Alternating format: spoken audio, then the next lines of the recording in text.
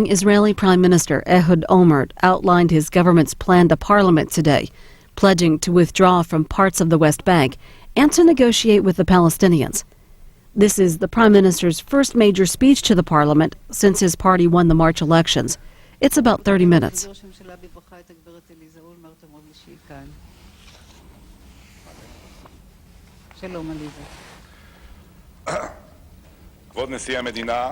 Your Honor, Mr. President and Mrs. Katsav, Speaker of the 17th Knesset member Dalia Itzik, members of the government, Knesset members, guests, my congratulations to you, Madam Speaker, on your selection to this position. This is the first time in the history of the State of Israel that a female Knesset member serves as the Speaker of this legislature. You are worthy of this position. For many years, you have served in senior positions in the Knesset and in the government. You know well all the customs of these institutions, the heart of the democracy, of the Israeli democracy. Now, you are given an unusual opportunity to form the future of this House, to influence how it will be conducted, and to determine with the other Knesset members how it will work that will impact the public life of the State of Israel in the coming years, and to raise the reputation of this House. I wish you, on my behalf and on the behalf of the Knesset members, success in this important position. Knesset members, on the 6th of April 2006, the President asked me to form the government. After coalition negotiations that was conducted responsibly, the agreements were signed, and the guidelines of the new government was formed, and it is presented now before you. In the beginning of the week, I informed the President that I was able to have a government. Out of a recognition of this right, in modesty, I intend to ask for the confidence of the Knesset for the government that I will present to it. In the outgoing government, I served along Mr. Sharon. I served along with him in difficult days. I knew his courage, his coolness, and his solid leadership. Even when everything around him was stormy, Arik remained in the eye of the storm, quite confident, holding the wheel of leadership solidly and focused. His successful term as Prime Minister will be remembered as an important chapter in the State of Israel. Regretfully, after he led the government as a beloved Prime Minister and achieved great success, he became ill. From here, on behalf of this government of Israel, on behalf of this House and the citizens of Israel, I express my hope and my prayer that Ariel Sharon will see the fulfillment of his political vision. Yesterday, Israel celebrated its 58th Independence Day. What a difference in the status of Israel now than how it was then. During the Declaration of Independence, we stood 3 years after the Holocaust, stood back to the wall with few resources and weapons, and facing an invasion whose desire was to liquidate the state that was just born.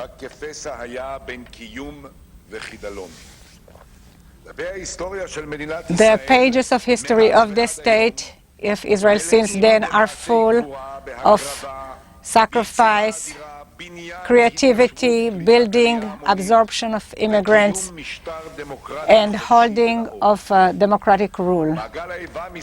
The wave of hatred around us, the sorrow, the terror did not stop for a moment the vitality and the advancement and the prosperity of the state of Israel. This miracle has no equal in the annals of other nations. Since it was established, we adhered to two foundations, the Jewish foundation and the democratic foundation. The value of Jewish values, along with the democratic value, that it will grant equality to all its citizens with no difference of religion, nationality, and gender. These two foundations express the sovereignty of the new Jewish sovereignty in the state of Israel. Take one of them away, disconnect it from the nation, as if you cut its life. Therefore, whoever looks at our past, see the reality of our life, and looks at the future must do so with two open eyes, with a Jewish eye and with a democratic eye. And only then, when those two eyes are open, connected, then the life of Israel is clear and of significance. I, too, as many others, dreamt and hoped that we could keep with us all the areas of the land of Israel, and that the day will not come that we will have to concede on parts of our nation. Only someone the land of Israel is burning in his heart knows the sorrow of separation and the concession. I personally continue to hold the idea of the completion of the land and believe it with all my heart in the historical eternal right to the land of Israel in its entirety. But a desire and a recognition of the right is not a political program. Even if the Jewish eye is crying and the heart is torn, we have to keep the essence. We must to fulfill a solid Jewish majority in our nation. Therefore, we have to focus in the area where the Jewish majority is ensured. This engagement from Gaza was essential in this direction, but the main things are still ahead of us. Keeping the Judea and Samaria will endanger the security or the existence of Israel as a Jewish state. The person who believes, like me, in the theory of Jabotinsky must understand the division of Israel in order to ensure Jewish majority is the rescue, what will rescue Zionism. I know how hard it is, especially for the settlers. But with all my heart, I'm convinced that it is essential and that we must do it within internal reconciliation and with consensus. It doesn't mean that the settlement movement was in vain. It will be forever a part of the state of Israel, of the sovereign part of Israel, along with Jerusalem, in our united Jerusalem. Let's focus along this consensus. The strength of this nation is in its unity. I will not give a hand to those who want to divide us. I intend to form the next steps while having a continued dialogue with the settlers. We are brothers and we will remain brothers. I appeal again from this podium to the elected chairman of the Palestinian Authority, Mr. Mahmoud Abbas, the government of Israel prefers to hold negotiations with the Palestinian Authority that is committed to the roadmap, who fights terrorism, dismantling the terrorist organizations from their weapons, and implements actually and deeply all the agreements that were signed with the government of Israel. Negotiations with such an authority is the most desirable and a political process that could bring an agreement that will bring about peace. And this is what we desire. The guidelines of this government propose it. Most of the parliamentary backing is committed to this process. We cannot blur these conditions. I will not agree to not to adhere to these principles. The Palestinian Authority has to have changes in its reactions and in its commitments to the basis for negotiations, future negotiations. A Palestinian government that is led by terror will not be a partner for negotiations, and no actual contact will be with it. The State of Israel is willing to wait to this change that must occur in the Palestinian Authority. We will follow closely its conduct. We will continue to hit terror and its operators. We will not hesitate to reach the terrorists, their senders, anywhere, and I repeat, anywhere. But we will allow the authority to have the opportunity to prove that it's aware of responsibility and is willing to change. We will not wait forever. The State of Israel does not want and cannot delay these vital decisions until the Palestinian Authority will be able to implement the commitments it committed to in the past. When we come to the conclusion that it is not going to go into serious negotiations, we will act differently. We will act also at the agreement of the Palestinians that will be based on the final borders of the State of Israel. These borders must be able to be protected and to ensure solid Jewish majority. This will be adapted to the borders in the east and west. The range of power of activity of the security forces will not be limited. The State of Israel will invest its resources to the areas that will be an organic part of it. The areas will be different than the area that is now in the hands of Israel. This is the program of the government. This is the basis of its existence. This is the commitment we made to the Israeli voter. The arrangement that we want to form in the Mideast is based on a wide consensus, first and foremost among us, and then with our friends throughout the world. No political process and such a decisive process, comprehensive as such as that we are getting ready for, cannot be fulfilled without an understanding in the international community. We will consult and we will discuss, and I'm convinced we will reach an agreement, first and foremost, with our ally, the U.S., under the leadership of President George Bush, and also with our friends in Europe. Israel strives to improve the understanding with the states of Europe. Its leaders understand better the complexities of the Mideast. They understand there are no simple solutions.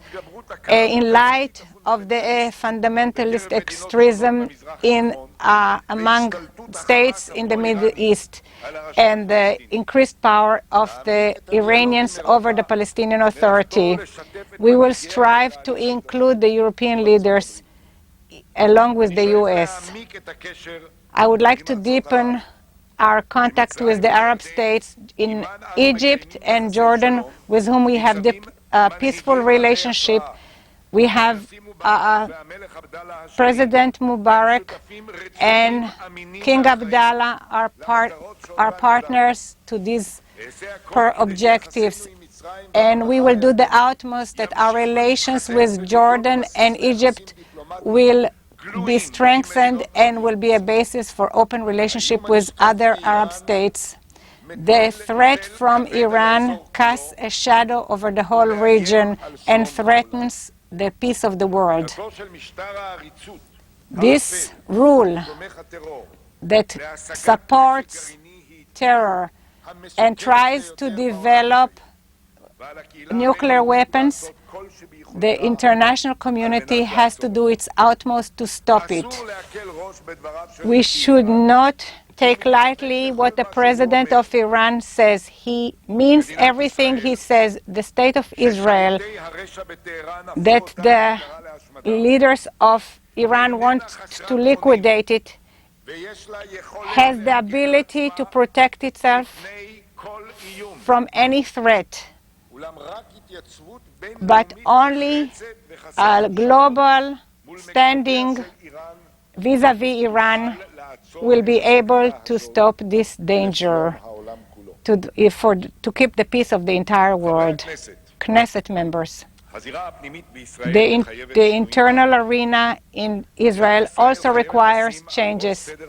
Israel has to put on its priority the benefit of its citizen, the born child, the pupil, the soldier, the student, the workers, the elderly, the right of the citizens to live in honor, to enjoy prosperity should be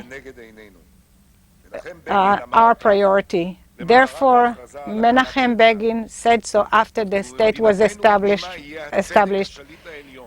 Justice will be what will rule us.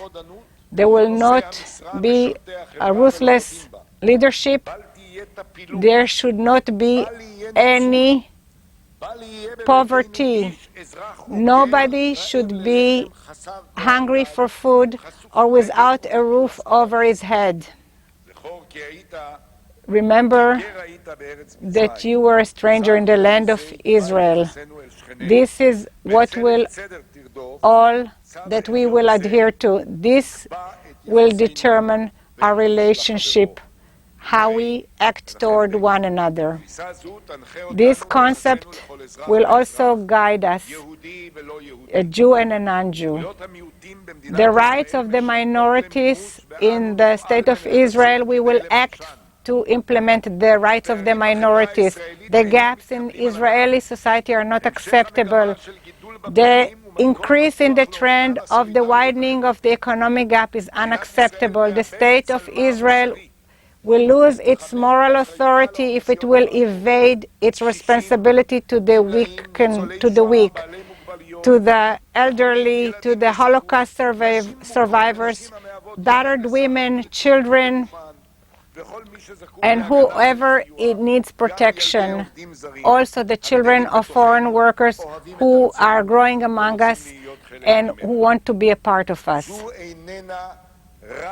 This is not only our obligation toward them, our obligation is to our values. The government will act to reduce the economic gaps. We will form a plan to improve the health care system. We will continue the correct economic policy to reduce unemployment, to allow many in the economic arena to gain, to earn with honor their wages. There is a lot of increased violence in our society, a lot of robberies, murder cases. The Israeli society has to protect itself. We have to put the personal security in our agenda.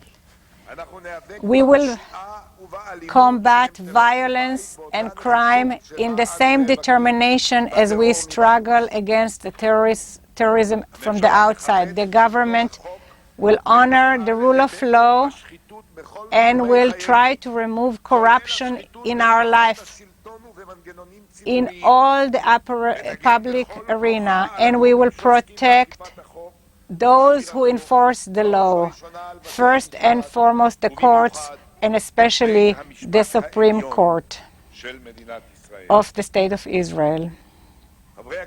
Knesset members, the road accidents are a serious trouble for us. We will try to implement a program to fight this phenomena. We will act so that the roads will be secure for the citizens of Israel. The government will try to improve the education system from kindergarten until the university. The education system must provide skills, creativity and education for the values of the State of Israel as a democratic Jewish state. We will also act to deepen Jewish values in our schools. We cannot speak about Jewish state without all students knowing its content. We will also act to strengthen all the youth movements as a pioneers of the youth in Israel. In the past 15 years, Israel gained a great wave of immigration from the former Soviet Union. This new immigration brought a great blessing to the State of Israel. They have brought strength to the Israeli society. Their contribution is dramatic in the cultural life, in the life of the academic life, in medicine, in education. We are proud of this immigration. We adopt it to our heart with love and with thanks. The continuation of this immigration will ensure our prosperity and our security. We will act to tighten our relationship with our brothers in the diaspora, especially the young people of the Jewish people. Jerusalem, the capital of Israel, will be in the center of this government. We will try to strengthen Jerusalem as an industrial, political, and cultural center. The government will try to develop the Negev and the Galilee. The national program to develop the Negev and Galilee will revolutionize these areas. This is a great challenge that the government takes upon itself. The government will continue to hold its economic principles that guided it in the past years. They will guard the fiscal discipline, and they will make sure that the deficit will not increase by more than 3%, and it will not deviate from the growth of the population. Responsibility in managing the economy and getting integrated into the international economy and changing our economic priorities is the basis of this government. Knesset members, I am honored to present to you the members of this government. I intend to include other parties in the coming days. I hope that I could complete it soon, and I could come to an agreement with the Yehudut HaTorah and Meretz. I wanted, and I still want, to include Israel Beitenu, but in the meantime, I wasn't able to do so. And these are the names of the members of the government. Ehud Olmert, Prime Minister; Shimon Peres, Deputy Prime Minister and Minister to Develop the Negev and the Galilee; Tzipi Livni, Acting Prime Minister and Foreign Minister; Amir Peretz, Minister of Defense; Eli Shai, Minister of Trade; Shaul Mofaz, Minister of Transportation; Yaakov Edri, a Minister connecting between the Knesset and the government; Ariel Atias, Minister of Communication; Rafi Itan, Minister in charge of pensioners; Benjamin Ben Eliezer, Minister of Infrastructure; Yaakov Ben Ezi, Minister of Health; Ravi Bar-On, Minister of Interior; Avi Dichter, Minister of Internal Security; Yitzhak Herzog, Minister of Tourism; Eitan Kabel, Minister; Yitzhak Cohen, Minister in charge of the religious authorities; Gidon Ezra, Minister of the Environment; Pinis, Minister of Technology; Meir Shetrit, Minister of Housing; Ramon, Minister of Justice; Shalom Simchon, Minister of Agriculture; Yuli Tamir, Minister of Education, Culture and Sport. I would like to get the confidence of the Knesset for me and my government. And now, Madam Speaker, I would like to say a few personal words. It is acceptable to say that the responsibility to be Prime Minister in a country like ours is unusual compared to any other position in other countries in the world. I am aware of this responsibility if you will express confidence in me and the burden that I will carry. I will do my utmost to be worthy of this confidence. For it, I will recruit the values that I got at the house of my parents who educated me and my brothers, that there is nothing more important than the benefit and the prosperity of this small nation, brave country. Thousands of years, the Jewish people lived in a struggle for its right to exist. 58 years ago exactly, we fulfilled the dream of our generation, of many generations. In this beautiful land, we established the land of Israel, and we became sovereign over our life in our country. Now, the responsibility to ensure its future was given to us. I wish my colleagues in the government that we will be worthy to this, that we will be wise, responsible, and courageous to guard it, to protect it, that we will know to keep the balances in order to strengthen the hope in the hearts of so many people and to bring, with God's help, happiness, peace, and security to our land and to its citizens. Thank you very much.